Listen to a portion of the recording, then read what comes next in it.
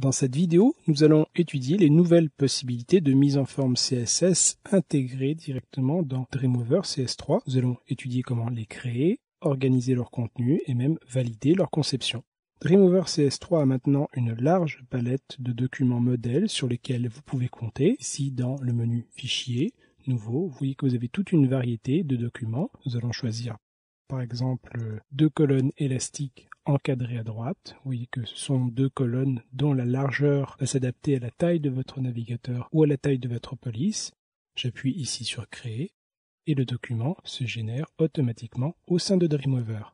La première chose que nous devons faire est d'intégrer ce document dans le reste de notre site. Donc Fichier, Enregistrer sous, et là je vais l'enregistrer sous le terme démo. Je vais maintenant lui attacher une feuille de style pour harmoniser son apparence avec également le reste de notre site. J'attache donc ici, grâce à l'icône de lien de ma palette CSS, la feuille de style qui s'appelle Global. J'appuie sur OK, et vous voyez que automatiquement, bien entendu, mon document se met à jour. Nous allons maintenant intégrer une image dans ce texte.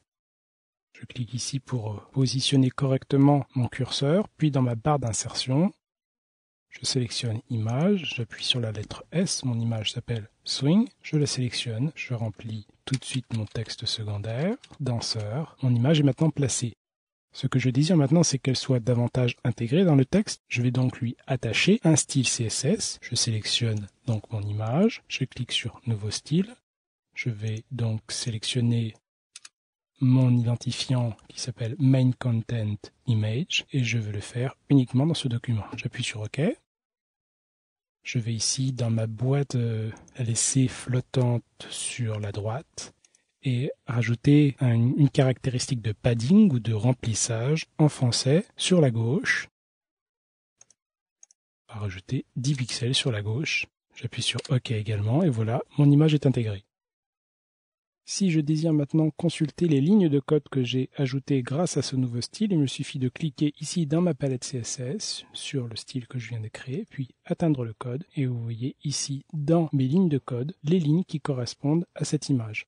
Notez d'ailleurs que si je passe ici en mode code, notez que ces nouvelles mises en forme possèdent de nombreux codes qui sont très précieux à étudier. Si vous débutez dans l'art de la feuille de style, vous bénéficiez également de larges conseils sur l'établissement d'une feuille HTML à colonne élastique. Restons ici dans la partie code de notre document. Nous allons rajouter par exemple un titre aux alentours de l'image que nous venons d'intégrer. Je tape donc une balise heading 1. On va l'appeler notre titre et je ferme ma balise. Si je retourne dans le menu fractionné, vous voyez que mon titre s'affiche. J'ai ici rajouté une balise heading au sein d'une balise paragraphe. Je sais que ce n'est pas bon. Vous savez que ce n'est pas adapté. Je vais maintenant vérifier ma page grâce à cette possibilité.